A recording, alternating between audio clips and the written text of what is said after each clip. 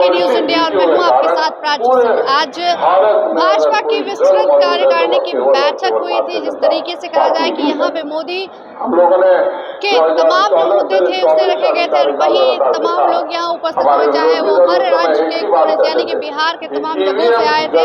वैसे हम पूछते हैं कि आखिर यहाँ पर वो लोग क्यों आए थे, कहाँ से आए हैं? बांका से। किस लिए आए? जी, किस लिए आए? यहाँ विस्तृत कार्य समिति बैठक है भारतीय जनता पार्टी प्रदेश बिहार की, उसमें मैं अपेक्षित हूँ, इसलिए आया हूँ। कहा जा रहा है कि जितने भी आपराधिक घटनाएं हो रही है सब डबल इंजन की सरकार में हो। आपराधिक घटनाओं का आंकड़ा जब आज से पहले का आप देखेंगे तो ये आंकड़ा नगण्य आपको दिखेगा। और जहाँ तक बात है कि ये प्रशासनिक व्यवस्था इसलिए गठित की जाती है कि अपराधियों को धरपकड़ करने के लिए। आपराधिक घटनाएं तो घटते ही रही, मानसिकता लोगों की नहीं बदलेगी, लेकिन उस पर कार्रवाई कितनी हो रही है इस सरकार में, ये आपको देखनी पड़ेगी। कहते हैं कोई कार्रवाई नहीं होती है, सब कुछ लगातार ये तो कार्रवाई आप जाके डेटा ले सकते हैं, मैं तो नहीं बता सकता। जो भी प्रशासनिक लोग हैं उनसे डेटा ले लीजिए। और एक चीज आपको मैं बता दूं जो बहुत जानकारी के लिए आपके लिए होगा, मैं उदाहरण हूं। लोग अभी बोलते हैं तेजस्वी जी कि मैंने नियुक्तियां दिया और क्या कहते हैं बेरोजगारी दूर करूंगा। मैं जब पढ़ाई लिखाई करके अपना एज में आए थे तो लालू जी बिहार में आए और वैकेंसी कभी निकाली नहीं, और मेरा जब एज एक्सपायर हो गया तब जब लालू जी गए, एक पीढ़ी को बर्बाद करके उनके पिताजी ने रख दिया है और वो कहते हैं कि अब हम रोजगार देंगे। तो ये मुद्दा भी आप उठाइए अपने मंच से। क्या कहना है, जिस तरीके से कहा जा रहा है डबल इंजन की सरकार में लगातार जो क्राइम का दर है वो बढ़ता है? देखिए, अपराध की दर में वृद्धि हुई है ऐसा बात नहीं है। पहले भी घटनाएं होती थी लेकिन सरकार उस पर कार्रवाई नहीं करती थी, छिपा के रखती थी और उसका FIR तक दर्ज नहीं होता। आज आप पूरे बिहार की घटना को देखेंगे, तुरंत जो भी अपराध होता है उसमें कार्रवाई तुरंत सरकार के द्वारा की जाती है और यहाँ तक कि कठोरतम कार्रवाई की जाती हो और तत्काल लोगों को गिरफ्तार किया जाता है और लोगों को सजा दिलाई जा रही है। दो मुख्यमंत्री उनके उसके बावजूद भी बिहार में इतनी घटनाएं। देखिए, अपराधियों का मनोबल तोड़ने के लिए भारतीय जनता पार्टी और नीतीश कुमार की सरकार प्रतिबद्ध है। लगातार कुछ दिन पहले ही देखे होंगे कि STF के माध्यम से इनकाउंटर भी किया गया है। आगे भी सरकार की रणनीति है कि लगातार अपराधियों के विरुद्ध कड़ी कार्रवाई करते हुए लगातार सरकार कार्रवाई करेगी और इनकाउंटर जैसी प्रक्रिया को शुरुआत करके फिर से अपराधियों का मनोबल तोड़ेगी।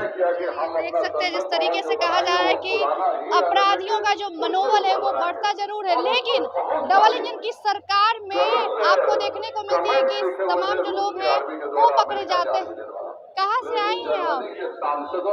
शिवानी जिला से। अच्छा, क्या कहेंगे, अपराध की घटनाएं लगातार दिन प्रतिदिन बढ़ती जा रही है?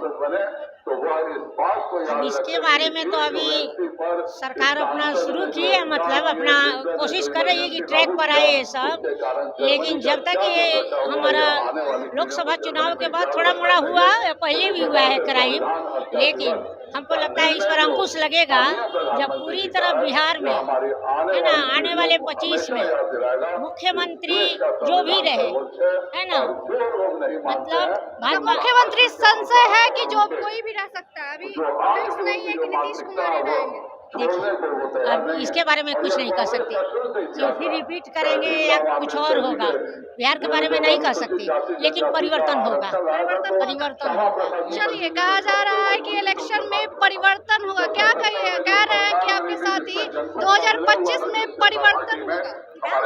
परिवर्तन क्या, परिवर्तन तो हो ही रहा है रेगुलर, अलग से थोड़ी परिवर्तन करना है। कैसा परिवर्तन होगा? अपराध का परिवर्तन होगा या कुछ और का परिवर्तन?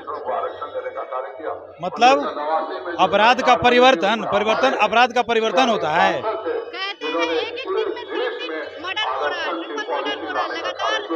विपक्ष आप कह रही है, विपक्ष का काम तो कहना है, विपक्ष ये थोड़ी कहेगा कि मतलब ये सही हो रहा है या गलत हो रहा है।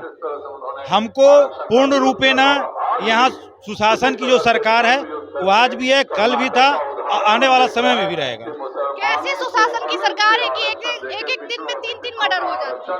लालू यादव के समय में गांव के गांव बर्बाद हो जाते थे, उस समय कहाँ थे वो लोग?